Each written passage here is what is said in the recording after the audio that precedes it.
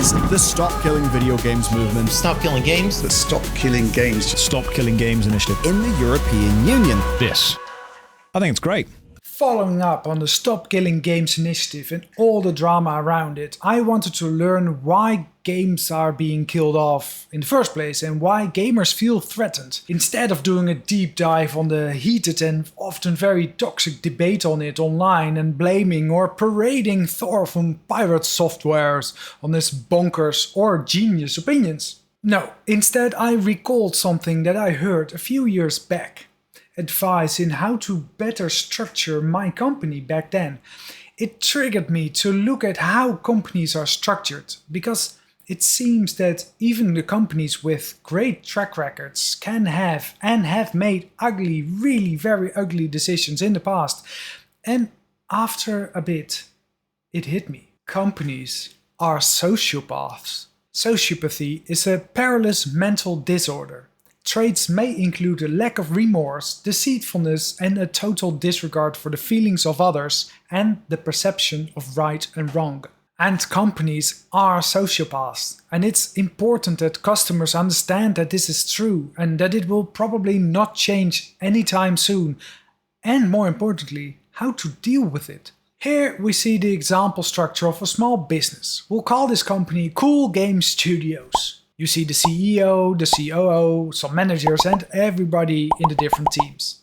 In the simplest terms, the CEO, with the help from his COO, plots the strategy and the goals for the business.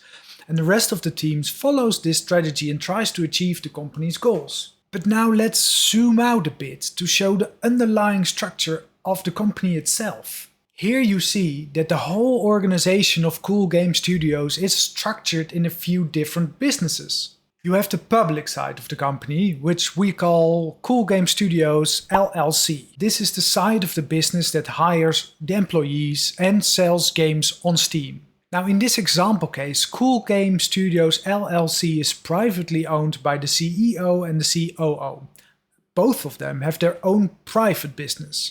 The CEO and the COO don't actually work for Cool Game Studios LLC, they work and are paid by their own business. Their respective private businesses are then hired by Cool Game Studios LLC as consultants. And this is very important. Because they are hired as consultants instead of employees, they have a different kind of contract with Cool Game Studios LLC than normal employees. In this case, the CEO and the COO have a few legal obligations toward Cool Game Studios LLC. One of them is to do their absolute best to keep the company healthy. If there are even more shareholders of Cool Game Studios LLC, like investors, then they put even more pressure on the CEO and the COO to keep the company financially healthy. Keeping a company healthy under pressure is difficult, and it means that the CEO and the COO will try to get away with every legal trick they can find and get away with. And there are a lot, all in the name of fulfilling their legal obligation in keeping the company healthy. It's not about feelings here, it's all about numbers.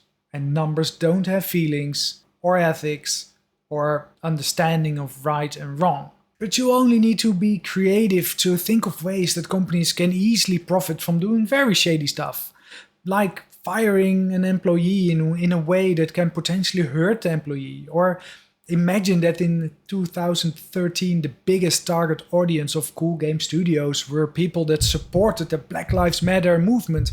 A great marketing opportunity for the company to also shout about equal rights and promote anti-racism. Win some hearts and gain some extra sales. But now it's 2024 and their target audience shifted. Dang, they all vote for right-wing extremism. Of course, now the company can't keep promoting equal rights and anti-racism, right? That would kill the launch of their new game. Now all lives matter is their new motto. And after this, we're going to walk down, and I'll be there with you. We're going to walk down to the Capitol. What? Creativity and proper marketing are the only limits to the sociopathic behavior of a company. That and a CEO with a proper understanding of ethics and a responsibility to the industry. But ethics and responsibilities will not help you get out of the red numbers. Needless to say that a company will definitely kill off live service game A if it is a potential threat to their business strategy or upcoming live service game B. That is, if they can get away with it. And they can. And this is exactly the reason why I think the EU should definitely look into how they can protect customers in this billion-dollar industry from antisocial behavior from companies. Are you still not sold on the concept that companies are sociopaths? Just keep looking further into how companies are structured. Remember that Cool Game Studio LLC sells games on Steam. Well, the actual intellectual properties of those products, all the profits and, well, the office hardware for all that matters, are actually held in another company called Cool Game Studios Holdings. Reason for this is that the CEO and the COO can now simply pull the plug, declare bankruptcy of Cool Game Studios LLC, the working company, whenever they want. The easiest way to get rid of all employees and basically everything that costs money while retaining everything else. They only have to let the dust settle for a while and then they can, well, start Cool Game Studios 2 LLC. Yay! And while in theory this is all public knowledge, it's often done behind screens and the public will never know about it. Fun, right? And there's so many more tricks to be played. Cool Game Studios not only sells games on Steam, the company also generates revenue by doing work for hire. The contracts of those jobs are signed by another company called Cool Game Studios B2B. If for some reason Cool Game Studio B2B messes up a project and gets sued for whatever reason, no real harm done. They declare bankruptcy of that company and still retain the other companies. The bigger the company, the more different businesses it exists out of. Each of them adding an extra layer of protection, a failsafe of extra firewalls to protect shareholders from losing money, push away ethics and never have to feel any form of responsibility. Now, I have always really liked Google for their epic statement in adding a "don't be evil" motto in their code of conduct.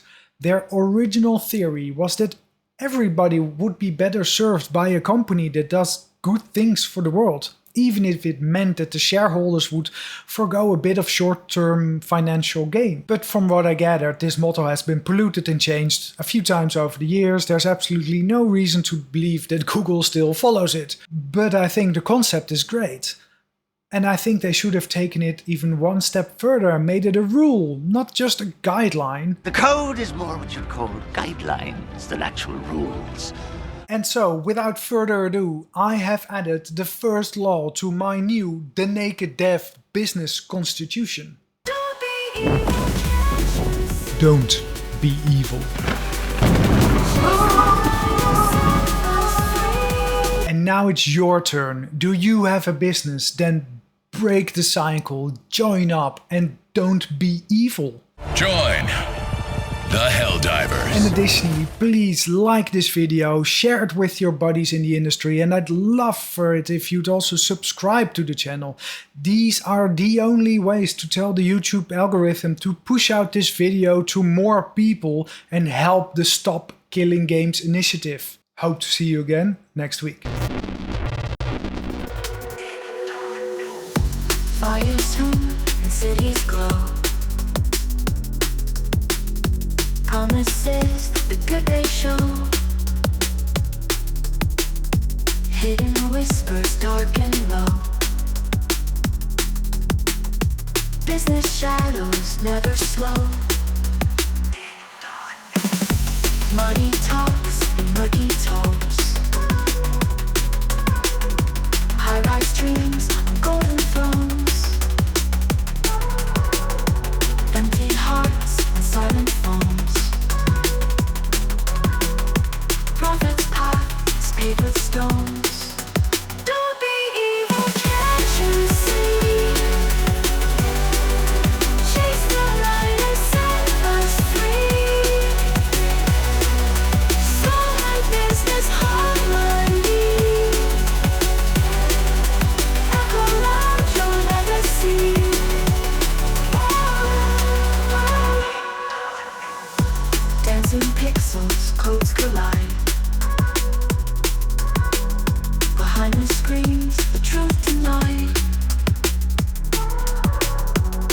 are searching far and wide for the light that won't subside. Glittered lives in glossy page, masked behind the corporate stage. Break the cycle, turn the page. Rise above this gilded cage.